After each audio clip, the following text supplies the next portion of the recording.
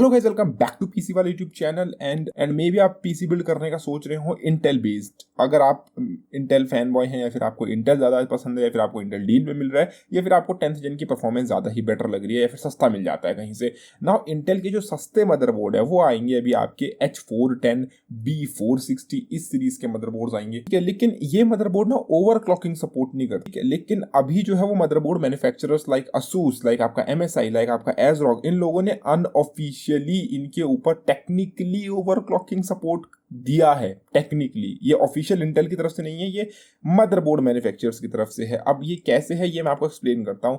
Now वैसे इसको technically overclocking नहीं बोलेंगे, बट आपको ज्यादा परफॉर्मेंस देखने को मिलेगी डेफिनेटली, और आपको गेमिंग में भी अच्छे FPS देखने को मिलेंगे और बहुत ज्यादा अच्छी परफॉर्मेंस देखने को मिलेगी। बट एक कैवियाट भी है इसके साथ, तो उसके बारे में भी हम डिस्कस करेंगे। लेकिन उससे पहले जो है मैं आपसे डिस्कस करना चाहता हूँ कि यार तुम लोगों ने अभी तक सब्सक्राइब का बटन क्यों नहीं दबा रखा है।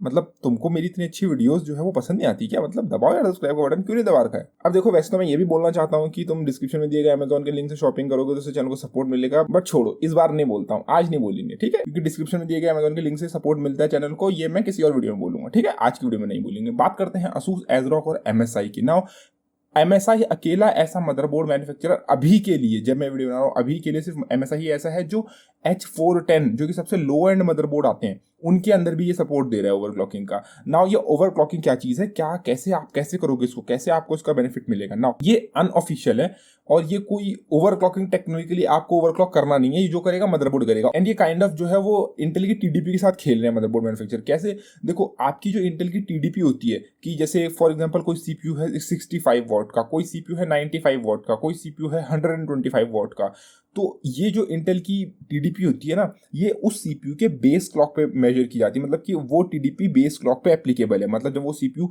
बेस क्लॉक पे चल रहा होगा अपनी, तो तब वो उतनी पावर कंज्यूम करेगा। लाइक फॉर एग्जांपल उसकी अगर TDP 65 वॉट की है तो तब वो 65 वॉट कंज्यूम करेगा। अगर वो CPU बूस्ट हो रहा है तो देन वो उससे ज्यादा कंज्यूम करेगा।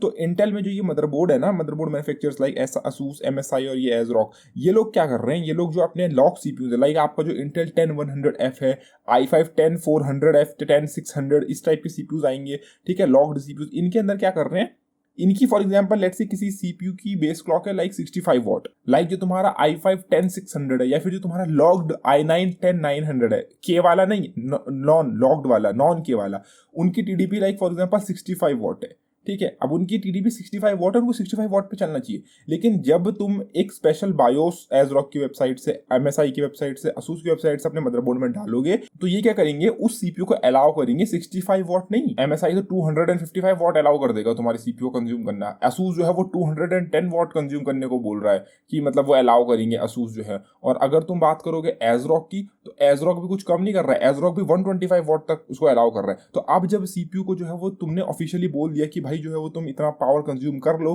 तो वो CPU जो है वो बेस क्लॉक पे नहीं बूस्ट क्लॉक पे चलेंगी, अपने फुल टाइम बूस्ट क्लॉक। जो तुम्हारी PL1 एंड PL2 स्टेट्स हैं उनके साथ छेड़छाड़ कर रहे हैं एंड टाओ के साथ छेड़छाड़ी कर रहे हैं। नाउ जब तुम्हारे पास इंटेल के CPUs में PL1 PL2 एंड टाओ ये स्टेट्स होती हैं कि तुम्हारा CPU कितना बूस्ट करेगा, short duration power limit, long duration power limit and tau कि तुम्हारा जो है वो कितने ड्यूरेशन तक तुम्हारा CPU बूस्ट करेगा, जो कि आई थिंक इंटेल में इस जनरेशन के लिए आई थिंक 56 सेकंड्स है, 56 है 59 है, 56 सेकंड्स है। तो 56 सेकंड्स तक तुम्हारी जो है वो, अगर तुम सिंगल कोर बूस्ट अचीव कर रहे हो, अगर तुम्हारा CPU बूस्ट हो रहा है तो वो 56 सेकंड तक बूस्ट करेगा एंड उसके बाद जो है वो डाउन अपनी नीचे क्लॉक स्पीड जो है वो डाउन कर देगा। लेकिन ये जो मदरबोर्ड मैन्युफैक्चरर है ना, ये जो है उसको चेंज कर रहे हैं, उसकी जो है वो टाओ को जो है वो छेड़छाड़ कर रहे हैं। उसके बाद जो तुम्हारा जो पावर लिमिट है, MSI ने तो 250 250 वॉट तक जो है वो उसको अलाउ कर दिया है। इवन तुम्हारे H110 मदरबोर्ड में बहुत ज्यादा उन्होंने जो है वो अलाउ करा हुआ है। तो टेक्निकली जो तुम्हारे CPU है ये कभी बेस क्लॉक पे चलेंगे ही नहीं। जब तुम ऑल कोर कभी लोड चलाते हो अपने सिस्टम में, तो CPU जो है वो मेजोरिटी ऑफ टाइम 90% जो है वो बेस क्लॉक के आसपास चलता है। जब भी तुम कोई ऑल कोर लोड डालते सिस्टम में जहाँ पे सारे कोर्स जो है वो यूटिलाइज हो रहे हैं,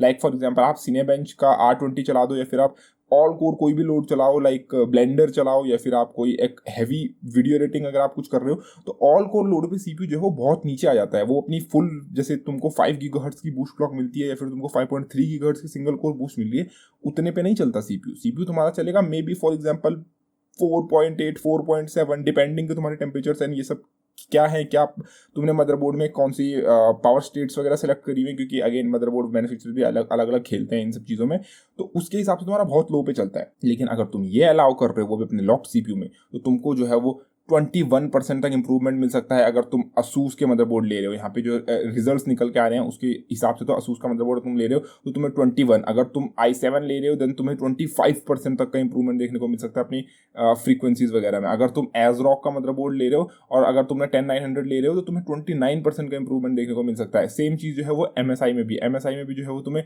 बहुत ज़्यादा इंप्रूवमेंट देखने को मिल सकता है। MSI तो सबसे ज़्यादा अलाउ कर रहा है अपनी पावर लिमिट्स को सबसे ऊपर ले जा रहा है। एंड नाउ ये अनऑफिशियल चीज़ें हैं, ये अनऑफिशियल है। एजरॉक की जो है तुम अगर वेबसाइट पे जाओगे तो एजरॉक सीधा सीधा बोलता है कि ये जो चीज़ है, ये जो फीचर वो प्रोवाइड कर रहे हैं, ये जो है वो कभी भी हटा सकते हैं, बायोस अपडेट से जो है वो ये हटा सकते हैं और ये ऐसा कोई नहीं कि परमानेंट फीचर है। तो अगर आप ये सोच के इन फीचर्स को देख के आज इंटेल का सीपीयू लेते हो तो कल के दिन अगर इंटेल चाहे, क्योंकि ये अनऑफिशियल चीज़ है, ये इंटेल अलाउ नहीं कर रहा है, मदरबोर्ड मैन्युफैक्चरर्स ने कोई काइंड ऑफ हैक निकाल लिया और उसको जो है वो ये लोग प्रमोट कर रहे हैं अपने मदरबोर्ड बेचने के लिए। इंटेल चाहे तो कल के दिन कोई बायोस अपडेट के साथ या फिर किसी विंडोज अपडेट के साथ, विंडोज पैच के साथ या फिर किसी और अपडेट के साथ जो है वो इसको लॉक कर सकता है एंड मे बी आप जो है उसका फिर फ्यूचर में कभी फायदा ना उठा पाओ। हो सकता है फिर अगर किसी अपडेट के थ्रू ही आता है तो तुम कभी वो अपडेट इंस्टॉल मत करना और तुम जिंदगी भर इसका फायदा उठाओगे। बट अगेन कल के दिन फिर कोई सिक्योरिटी पैच आएगा विंडोज में, कल के दिन कोई और वल्नरेबिलिटीज का पैच आएगा एंड जब तुम उसको इंस्टॉल करोगे तो देन तुम्हारा ये भी जो है उसके साथ इंस्टॉल हो जाएगा एंड तुम कभी बूस्ट का फायदा नहीं उठा पाओगे। और अगर तुम वो अपडेट इंस्टॉल नहीं करोगे देन तुमको फ्यूचर के अपडेट्स नहीं मिलेंगे। मतलब अगर तुम अपडेट करोगे तो तुम्हारा फीचर चल जाएगा, फीचर को नहीं जानने देना चाहते तो मतलब तुमको कभी अपडेट नहीं करना अपने सिस्टम को। तो ये काइंड ऑफ अभी के लिए तो ये है अगर इंटेल अपडेट रिलीज करता है तो। लेकिन मेरा जहां तक लग रहा है मुझे उस हिसाब से तो जो है वो इंटेल इसको जो है वो कभी भी पैच नहीं करने वाला। अगेन ऐसा मुझे इसलिए लग रहा है क्योंकि इंटेल चाहता है कि उनका सीपीयूज बिके। अब इंटेल अपने लो एंड सीपीयूज के अंदर, वैसे इंटेल को B460 के अंदर ओवरक्लॉकिंग सपोर्ट देना चाहिए, एटलीस्ट रैम ओवरक्लॉकिंग का सपोर्ट देना चाहिए, क्योंकि AMD भी अपने B550 B350 इन सब के अंदर जो है B450 के अंदर ओवरक्लॉकिंग का सपोर्ट देता है। तो इंटेल को अगर कॉम्पिटिटिव बनना है तो इंटेल को सपोर्ट देना चाहिए। बट इंटेल के अंदर वो बड़ी ब्रांड वाली ईगो है, मे बी इंटेल वो अपनी रेपुटेशन वो सब चेंज करना नहीं चाहता है, जो भी है इंटेल के साथ प्रॉब्लम्स इंटेल वो करना नहीं चाहता, तो इंटेल अनऑफिशियली इसका फायदा उठा रहा है। मतलब कि इंटेल को पता है कि मदरबोर्ड मैन्युफैक्चरर्स ये सब चीज़ें कर रहे हैं लेकिन वो उसको कभी पैच देगा नहीं, इसका कभी वो पैच रिलीज करेगा नहीं, क्योंकि अगर उसने ऐसा किया तो देन उनके सीपीयू जो है वो ज़्यादा हाई फ्रीक्वेंसी बूस्ट वगैरह अचीव नहीं कर पाएंगे। और ये चीज़ जो है वो पहले भी हो चुकी है। इससे पहले 6th जनरेशन जब आई थी तुम्हारा 6700 की, उस वक्त पे भी जो है वो तुम जो है वो नॉन ओवरक्लॉकेबल सीपीयूज को ओवरक्लॉक कर सकते थे बेस क्लॉक के माध्यम से, लेकिन अगेन वो जो है वो पैच हो गया, वो जो है फिक्स हो गया, अब तुम ये सब नहीं कर सकते। बट उसमें तुम बेस क्लॉक को ट्यून कर रहे थे, ठीक है। इसके अंदर जो है तुम पावर लिमिट्स को चेंज कर रहे हो, तुम सीपीयू को जो है वो ट्रिक कर रहे हो एक तरीके से कि सीपीयू की एक्चुअल पावर लिमिट क्या है, तुम सीपीयू को ट्रिक कर रहे हो, झांसा दे रहे हो काइंड ऑफ, ठीक है। तो ये एक अलग चीज़ है।